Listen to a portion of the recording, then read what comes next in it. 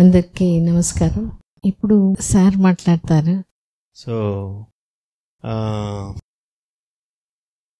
I had been observing this delivery process for the past maybe more than 50 years. నాకు 5 మంది sisters, మేము 4 brothers. నేను last. మేము high school చదివేటప్పుడు ఈ డెలివరీస్ అన్నీ మా మదరే అటెండ్ అయ్యేవాళ్ళు. అంటే ఇంట్లో చేసేదని కాదు, హాస్పిటల్కి తీసుకోపోవడం కానీ ఎట్లా జరిగేది. This is in 1970s. Now it is 2024. ఈ 50 yearsలో I see a huge change. Glasses అన్నీ మారిపోయాయి. మనం డెలివరీ ప్రాసెస్ని ఎలా చూస్తున్నాం అనేది. ఇంట్లో అంతమంది ఉంటే డెలివరీ అనే విషయము ఒక ప్రత్యేకించి చాలా కష్టమైన విషయంగా అప్పుడు అనిపించేది కాదు. ఎవరో ప్రెగ్నెంట్ అయ్యారు, పని చేసుకుంటుంటారు, జాయింట్ ఫ్యామిలీలో హెల్ప్ చేస్తుంటారు. ఎప్పుడో పెయిన్స్ వచ్చినప్పుడు హాస్పిటల్కి పోయి డెలివరీ అయిపోతారు. With increase in technology, comforts అన్నీ ఇంక్రీజ్ అయిన తర్వాత కూడా I feel the process of delivery is very stressful. ఎందుకంటే అప్పుడుకి ఇప్పటికీ వచ్చిన major change as I see as a normal person, as a doctor, thinking ప్రాసెస్లో టోటల్గా చేంజెస్ వచ్చేసాయి. ఎందుకంటే ఇందాక తను మాట్లాడిపోయినప్పుడు మన మీద మనకు నమ్మకం ఉండాలి, డాక్టర్ మీద నమ్మకం ఉండాలి, లేదా దేవుడిని నమ్మేమంటే దేవుడి మీదైనా నమ్మకం ఉండాలి. దాదాపు ఇవన్నీ మనం బయటికి ఎన్ని చెప్పినా ఇప్పుడు ఈ మూడిట్లో ఏది పెద్దగా కనిపించటం. They don't trust their body, they don't trust the doctor. Maybe I do not know. Trust on god అనేది వాళ్ళకి ఎంతవరకు హెల్ప్ చేస్తుందో. ఎప్పుడైతే ఆ ట్రస్ట్ అనేది స్టార్టింగ్ పాయింట్ లేదో ప్రతి ఒక్కదాన్ని మనం ఆలోచించడం చేస్తాం, క్వశ్చన్ చేయడం చేస్తాం, తెలుసుకోవడానికి ప్రయత్నం చేస్తాం. దీంట్లో మోర్ అండ్ మోర్ మనం మెంటల్గా లాట్ ఆఫ్ స్ట్రెస్కి గురవుతాం. సో ఇంతకుముందు మొదట్లో నేను చెప్పిన విధంగా డెలివరీ అంటే రొటీన్ ప్రాసెస్, డెలివరీ అవుతారు. డెలివరీ అయిన తర్వాత పెంచే విషయం కూడా పెద్ద సంగతి కాదు, ఎందుకంటే ఇంట్లో పెద్దవాళ్ళు ఉంటారు. తర్వాత పిల్లలు అని పెంచడం అంటే ఇంట్లో అంతమంది ఉన్నప్పుడు ఎవరో ఒకరు బిడ్డను తీసుకుపోతుంటారు, అట్లా పెరిగిపోతారు. ఇప్పుడు ఇక్కడ చూసేటప్పుడు many times only wife and husband are there. No physical help, no psychological help, no moral help. ఇవన్నీ పైకి చూడడానికి మీకేం తెలియకపోవచ్చు, కానీ this is the scenario. So pregnancy రాగానే pregnancy is no more a joy. అంటే మొదట్లో వచ్చినప్పుడు సంతోషపడవచ్చు, కానీ ఎక్కడో ఉంటారు, పేరెంట్స్ ఎక్కడో ఉంటారు, జాబ్ రీత్యా ఎక్కడో ఉంటారు, వీళ్ళు ఇద్దరు జాబ్ చేస్తుంటారు, సమ్టైమ్స్ డిఫరెంట్ వర్కింగ్ టైమింగ్స్లో ఉంటారు. ఆ ప్రెగ్నెన్సీ వచ్చిందన్న హ్యాపీనెస్ తర్వాత నెక్స్ట్ థాట్స్ ఏమొస్తాయంటే నాకు డెలివరీ ఎలా అవుతుంది. ఫస్ట్ మంత్లో ఉన్నారు వాళ్ళు, 9th monthకి వచ్చేస్తారు థాట్ ప్రాసెస్లో. ఎందుకంటే ఎలా అవుతుందో అనేది న్యాచురల్ కన్సర్న్ కోసం అని కాదు, ఆ లైఫ్ని ఎట్లా లీడ్ చేయాలి. నాకు సర్జరీ అయిపోతే ఎవరు వచ్చి హెల్ప్ చేస్తారు, ఫిజికల్గా ఎవరు హెల్ప్ చేస్తారు, ఎవరు ఉంటారు. నార్మల్ అయినా కానీ ఎర్లీ డేస్లో బేబీని ఎట్లా పెంచడం. ఎందుకంటే ఇద్దరు జాబ్కి పోవాలంటే ఓకే, మెటర్నిటీ లీవ్ అయిపోయిన తర్వాత. సో ఇవి challenges for which people are very poorly equipped. ఎంతసేపు ఫిజికల్గానే మనము ఏం ఇన్వెస్టిగేషన్స్ చేయించుకుంటున్నాము, ఏం స్కానింగ్ చేయించుకుంటున్నాము, ఏం డైట్ తీసుకుంటున్నాము, అక్కడి వరకు హాస్పిటల్కి వచ్చి తెలుసుకొని ఎక్కడికి పోయినా అది జరిగిపోతుంది. But mind is somewhere else. అది ట్రాంక్విల్గా పీస్ఫుల్గా లేదు.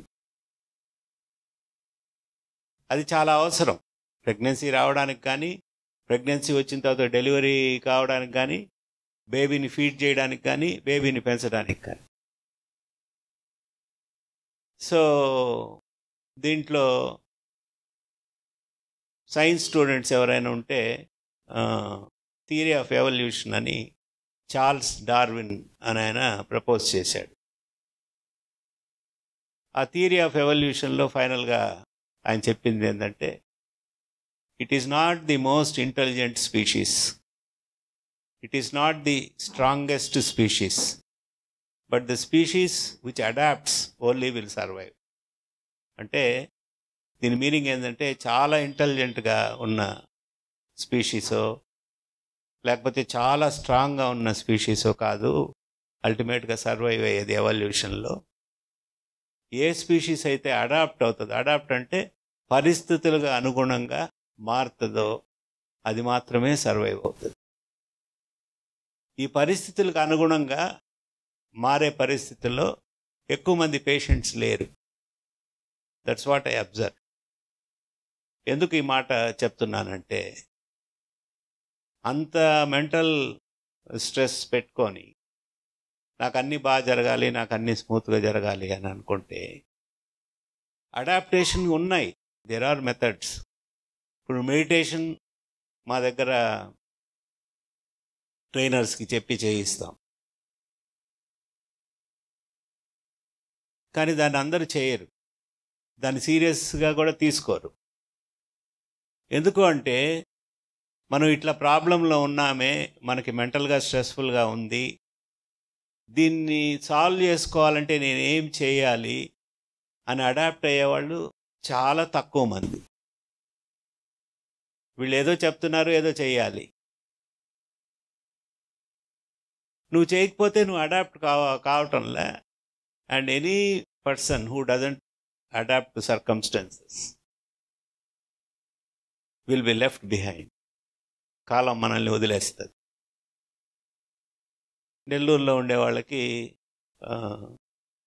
సినిమా థియేటర్లు పాతవి ఉన్నాయి కొన్ని, ఈవెన్ 100 years నుంచి ఉండేవి కూడా. మన ఎదురుగా కూడా కొత్త సినిమా థియేటర్ ఉంది. మనుషులు ఎందుకు ఈ థియేటర్కే వస్తారు, ఆ థియేటర్కి పోరు? ఎందుకు పాత థియేటర్కి వెళ్ళరు? మిమ్మల్ని అడుగుతున్నాను. పాత థియేటర్లు 100 సంవత్సరాలకు ఉండే థియేటర్లు కూడా ఉన్నాయి నెల్లూరులో నియర్లీ. కొత్త థియేటర్కి ఎందుకు వెళ్తారు? ఏమ్మా? Comfort changes. సో ఇంకొన్ని రోజుల తర్వాత ఆ పాత థియేటర్లు మూసేస్తారు. ఎందుకు? Because they are not adapting. Pregnancy and delivery ప్రాసెస్లో కూడా as mothers you have to adapt. ఒకప్పుడు less than maybe 50 years back అంటే ఒక 20%, 10% కూడా ఉండుండరు వర్కింగ్ ఉమెన్. ఇప్పుడు నాకు తెలిసి more than 50 to 60% are working. So ఈ 50-60% వర్కింగ్ అంటే they have to work at home, they have to work at the work place. So ఫిజికల్గా మెంటల్గా ఆ స్ట్రెయిన్ అనేది ఉంటుంది. వాటన్నిటిని హ్యాండిల్ చేయడానికి మనం ఏమన్నా అడాప్ట్ చేసుకుంటున్నామా అంటే నెగటివ్గానే వస్తుంది ఆన్సర్. సో మనము సైకలాజికల్గా ప్రిపేర్ కావాలి అని అంటే ఇక్కడ చెప్పే విషయాల్లో ఈ వీడియోస్ చూడండి అని చెప్తాం. సో దీంట్లో వీడియోస్ అంటే అదర్స్ ఎక్స్పీరియన్సెస్ నుంచి మీరు తెలుసుకోవడం, ప్లస్ మిమ్మల్ని మీరు ప్రిపేర్ చేసుకోవడం బై వే ఆఫ్ మెడిటేషన్, ఇవన్నీ you are better equipped for the delivery process. తర్వాత హస్బెండ్స్ అయితే మేబీ ఇగ్నోరెన్స్ ఉండొచ్చు, దాని గురించి డిస్కషన్స్ ఎక్కువ లేకుండా ఉండొచ్చు. Pregnancy is something related to the mother or women. So pregnancy వచ్చిన తర్వాత వాళ్ళ పని వాళ్ళు చేసుకుంటారు. హస్బెండ్ రోల్ ఏముంటుంది అనే విధంగానే మెజారిటీ నేను చూసేది. చైల్డ్ డెవలప్మెంట్లో మోర్ దెన్ 50% హస్బెండ్ రోల్ ఉంటుంది డ్యూరింగ్ ప్రెగ్నెన్సీ. ఇది ఎట్లా అంటే the relationship between husband and wife ఎంత బాగుంటే that will influence the development of the child. Mother will feel secure. Naturally, that is passed on to the child. ఇంకా వాళ్ళకు కూడా చెప్తాం, మీరు కూడా వీడియోస్ చూడండి అని.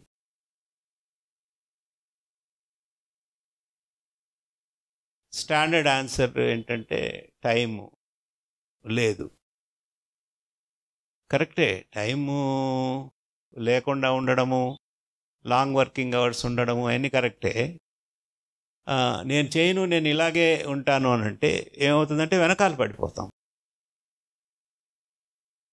ఎవరైతే స్మార్ట్గా అడాప్ట్ అయ్యి చేంజ్ అవుతాడో వాడు ముందుకు పోతాడు. అంటే he will bring a better generation.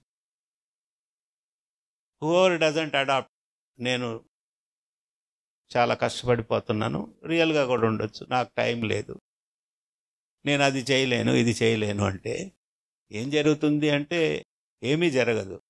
Fullest ఎఫిషియన్సీలో you will not be able to bring the next generation. So తర్వాత రిగ్రెట్ చేసి ఏమీ లాభం లేదు. సో అందువల్ల ఏంటంటే ఆ వీడియోస్ చూడమని చెప్తాము. తర్వాత దీనికి సంబంధించిన బుక్ ఉంది, బుక్ చదవమని చెప్తాము. తర్వాత మెడిటేషన్ ఒకటి చేయమంటాం. అపార్ట్ ఫ్రమ్ దట్ వీళ్ళు చెప్తారు ఎక్సర్సైజెస్, తర్వాత మ్యూజిక్ కానీ వినడము, ఇవన్నీ. సో ఎంత బిజీగా ఉన్నా మనం ఎట్లా చేయగలము అని ఆలోచించినప్పుడే చేయగలుగుతాం. సో మనం అడిక్వేట్ కేర్, సరే ఇంకొక అదర్ ఆస్పెక్ట్ అయితే అసలు జీరో. ఫిజికల్ ఆస్పెక్ట్స్ అంటే పర్వాలే, హాస్పిటల్కి వచ్చి మనం బ్లడ్ పర్సంటేజ్ బాగుండేటట్టు చూసుకుంటాం, బేబీ గ్రోత్కి మనం ఏం చేయాలో చేస్తాం, ఫిజికల్గా బాగుండడానికి అన్నీ చేస్తాం. దాని మీద ఒకటే ఆలోచన ఉంటుంది, ఇంకా అంతకంటే బియాండ్ ఏముండదు. కానీ పుట్టబోయే బిడ్డ గుణగణాలు, క్యారెక్టరు, పర్సనాలిటీ ఎట్లా ఉండాలి, అది మనం ఏమైనా తయారు చేసుకోగలమా అనే ఆలోచన అసలు ఉండదు. మీ అందరికీ ఇష్టం ఉన్నా లేకపోయినా ప్రతి ప్రెగ్నెంట్ మదరు 9 months ఫినిష్ అయ్యే లోపల బేసిక్ పర్సనాలిటీ బేబీకి ఇచ్చేస్తుంది.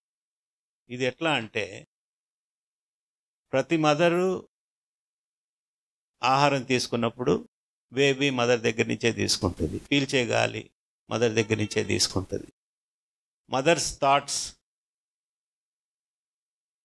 అన్ని బేబీస్ తీసుకుంటుంది. సో ప్రిడామినెంట్ థాట్స్ ఏముంటాయో ఆ ఇంప్రెషన్స్ బేబీ పర్సనాలిటీని ఫామ్ చేస్తారు. ఎక్స్ట్రాడినరీ హ్యాపీనెస్లో ఉండిందనుకోండి ప్రెగ్నెంట్ మదర్, ఆ ఇంప్రెషన్సే ఉంటాయి. ఎక్స్ట్రాడినరీలీ స్ట్రెస్డ్, సారోఫుల్గా ఉండిందనుకోండి, ఆ ఇంప్రెషనే బేబీ తీసుకుంటుంది. And how you are going to be in this 9 months before కూడా మదర్ ప్రాక్టీస్ చేయవచ్చు. Is going to influence the personality of the baby. దీని గురించి పెద్ద ఆలోచనే లేదు. నార్మల్ డెలివరీ అయిందా, ఆపరేషన్ అయిందా అనే దాని మీద ఉండే కాన్సన్ట్రేషన్ ఎంత ఉందో దాంట్లో 1 millionth కూడా ఉండదు. నాకు పుట్టబోయే బిడ్డ మా ఫాదర్ లాగా ఉండాలన్నా, మా మదర్ లాగా, అంటే గ్రేట్ క్వాలిటీస్ ఏమన్నా ఉంటాయి. లేకపోతే సుభాష్ చంద్రబోస్ లాగా ఉండాలన్నా, వివేకానంద లాగా ఉండాలి. That's quite possible. ఎందుకంటే mother is the only person who influences the child during pregnancy, because both of them are connected.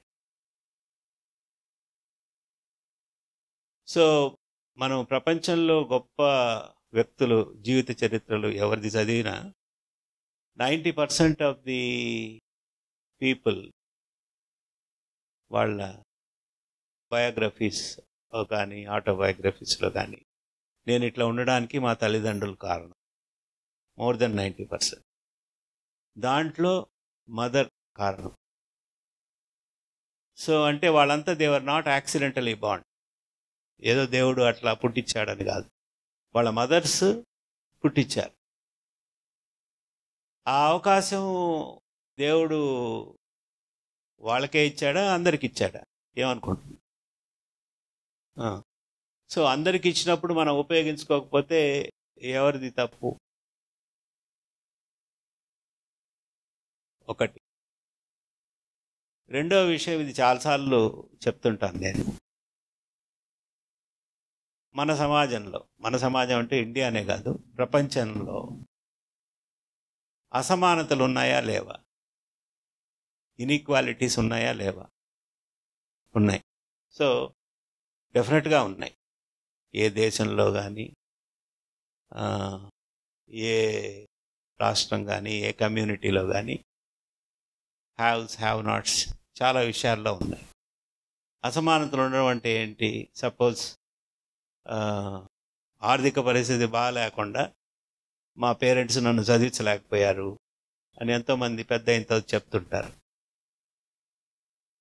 అదే వాళ్ళ పేరెంట్స్ బాగా ఫైనాన్షియలీ సౌండ్ అయింటే దే వుడ్ హ్యావ్ సపోర్టెడ్.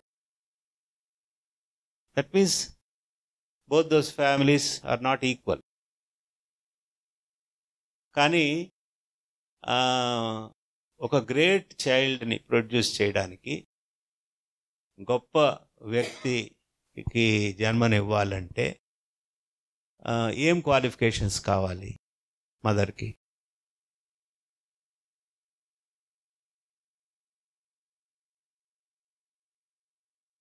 మీలో ఎంతమంది వర్కింగ్ ఉమెన్ ఇక్కడ? Working, okay. సో అంటే for everything there is a qualification, but for motherhood no qualification is required. If you are illiterate, if you are not educated also, no problem. If you don't have intelligence also, no problem. If you are not prosperous, if you are not wealthy, no problem. If you are not born in a family which is a royal family or highly placed, no problem. The only thing is, నీకు ఆ బలమైన సంకల్పం, నాకు ఇటువంటి బిడ్డనే కావాలి అనే ఆలోచన ఏ తల్లికైతే ఉంటుందో ఆమె మాత్రమే అటువంటి చైల్డ్ని ప్రొడ్యూస్ చేయగలరు. అంటే all women are equal throughout the globe, irrespective of education, intelligence, social status, economic status, caste, colour, creed, religion, దీంతో ఏమి సంబంధం లేకుండా ఒకటే ఒక క్వాలిఫికేషన్ కావాలి. గుడ్ మదర్ కావాలంటే బలమైన సంకల్పం ఉండాలి, నా బిడ్డ ఇట్లనే ఉండాలి అని. అది చాలాసార్లు చెప్తుంటాను నేను. వివేకానందనే రాశాడు. ఆయన ఆటోబయోగ్రఫీ. నేను ఇట్లా పుట్టడానికి కారణం మా మదర్ నన్ను డిజైన్ చేసింది. నేను యాక్సిడెంటల్గా పుట్టలేదు. నాలో ఏం క్వాలిటీస్ ఇవన్నీ ఉన్నాయో అన్నీ మా మదర్ ఇచ్చినాయి. అట్లానే మనం నమ్మినా నమ్మకపోయినా ప్రపంచంలో ఉండే గొప్ప వ్యక్తుల జీవిత చరిత్రలు చదివినప్పుడు వాళ్ళందరూ కూడా అదే చెప్తున్నారు. మనం రాయమని చెప్పలే వాళ్ళని. సో అటువంటి ఆపర్చునిటీ మీకు ఇప్పుడు ఉంది. అటువంటి అవకాశాన్ని ఎంత బాగా మీరు ఉపయోగించుకుంటారు అనేది మీ చేతిలో ఉంది. సో ఫిజికల్గా మనం ఎట్లున్నాం, మన హెల్త్ ఎట్లుంది, డెలివరీ ఎలా అవుతుంది అనేది ఒక ఆస్పెక్ట్ అయితే, ఎటువంటి చైల్డ్కి మనం జన్మనివ్వబోతున్నామో అటువంటి చైల్డ్ని ఇవ్వడానికి ఆల్ కేపబిలిటీస్ మనలోనే ఉన్నాయి. మనం అనుకుంటే ఏదైనా చేయగలము అనే ఇన్ఫర్మేషన్ ఫస్ట్ మీరు తెలుసుకోండి. తెలుసుకున్నప్పుడు మీరు ఇవన్నీ చేస్తే మీరు ఎలా కావాలనుకుంటారో ఆ స్ట్రాంగ్ ఇంటెన్షన్ ఉన్నప్పుడు అలాగే పుడతారు పిల్లలు. వివేకానంద ఏం రాస్తాడంటే, నేను పుట్టడానికి 2 ఏళ్ల ముందు నుంచే మా అమ్మ పూజలు, పునస్కారాలు, ఉపవాసాలు చేసేది, చాలా కఠినమైనవి. అంటే ఏమిటి అర్థం? ఆ థాట్ ప్రాసెస్లో, అదే థాట్ ప్రాసెస్లో ఉంది ఆమె. నాకు ఎటువంటి బిడ్డ కావాలి, ఆ బిడ్డకి ఎటువంటి క్వాలిటీస్ ఉండాలి అనే ఆలోచనలోనే ఆయన పుట్టేదానికి 2 ఏళ్ల ముందు నుంచి ఉంది. ఇంకా న్యాచురల్గా ప్రెగ్నెన్సీలో కూడా అలాగే ఉంటుంది. సో దీనికంతా ఏమైనా డబ్బు ఖర్చు అవుతుందా? ఆలోచించడానికి, స్ట్రాంగ్ ఇంటెన్షన్ ఉండడానికి. సో ఇప్పుడు మనం జనరల్గా కూడా అబ్జర్వ్ చేస్తే, ఇప్పుడు ఎగ్జిస్టింగ్ కూడా crime and violence is so much. Everybody is insecure. బయటికి పోతే ఎవరికి ఏమవుతుందో, ఎప్పుడు ఏమవుతుందో తెలియదు. ఎందువల్లంటే అది మనుషుల వల్లే. ఆ మనుషులుని ఎవరు ప్రొడ్యూస్ చేశారు? మదర్సే ప్రొడ్యూస్ చేశారు. ఓకే, ఎడ్యుకేషను, సమాజము ఇవన్నీ ఇన్ఫ్లుయెన్స్ చేస్తాయి. బట్ బేసిక్ బ్లూ ప్రింట్ ఎవరు ఇచ్చారు? మదర్. చాలా సందర్భాల్లో అంటే అంటే ఈ కాలము ఇంతే అని అనుకోవాలి. ప్రెగ్నెంట్ మదర్స్ని ఎవరినైనా కొన్నిసార్లు అడిగినప్పుడు, కొద్దిగా హౌస్ వైఫ్స్గా ఉండేవాళ్ళలో ఏం చేస్తున్నారు అని అంటే, ఇంట్లో పని ఉంటుంది కదా, చేస్తూ ఉంటారు. మిగతా టైంలో ఏం చేస్తున్నారు అని అంటే, టీవీ చూస్తున్నాను, ఫోన్ చూస్తున్నాను. మంచిదే, టీవీలో ఎట్లా ఉపయోగించుకోవాలో మనకు తెలిస్తే అది మంచిదే. బట్ నీ లోపల చైల్డ్ అవుట్ సైడ్ వరల్డ్ని మీ ద్వారా చూస్తుంది. మీరేం చూస్తున్నారో, మీరేం వింటున్నారో, మీరేం ఆలోచిస్తున్నారో డైరెక్ట్గా బేబీ రిసీవ్ చేసుకుంటుంది. సో కాల్డ్ మన ఈ అడ్వర్టైజ్మెంట్ మీడియంస్లో వచ్చే యాక్టివిటీస్ అన్నీ మోస్ట్ ఆఫ్ ది థింగ్స్ నెగటివ్గా మన బ్రెయిన్ని ఇంపాక్ట్ చేసేవి ఉంటాయి. క్రైమ్, వయలెన్స్, హేట్రెడ్, జెలసీ, ఒకరినొకరు ఎట్లా డిస్ట్రాయ్ చేశారు. So majority of the themes ఇవే ఉంటాయి. మంచివి కూడా ఉంటాయి, కానీ మనం అంత సెలెక్టివ్గా చూసే అవకాశం ఉండదు. అటు పెడితే ఏదొస్తే అది చూస్తాం. గొప్పగా ఆలోచించకపోయినా ఇదైనా తగ్గించండి. అన్నెసరీ థింగ్స్తో మన మైండ్ని డంప్ చేసుకుంటే అది ఎక్కడికి పోదు. మీ బేబీకి రీచ్ అవ్వాల్సిందే. There is no other option. So కాబట్టి అట్లీస్ట్ ఇక్కడికి వచ్చి విన్నవాళ్ళైనా మీరు ఉపయోగించుకొని ప్రెగ్నెన్సీలో ఎలా ఉండాలి అనేది మీ బ్రదరో, సిస్టర్ ఇన్ లానో మీరు ఎవరు మంచి అయితే కోరుకుంటారో వాళ్ళకి చెప్పండి. ఎందుకు ఈ మాట చెప్తున్నాను అంటే, చెప్పేవాళ్ళు లేరు, వినేవాళ్ళు కూడా లేరు.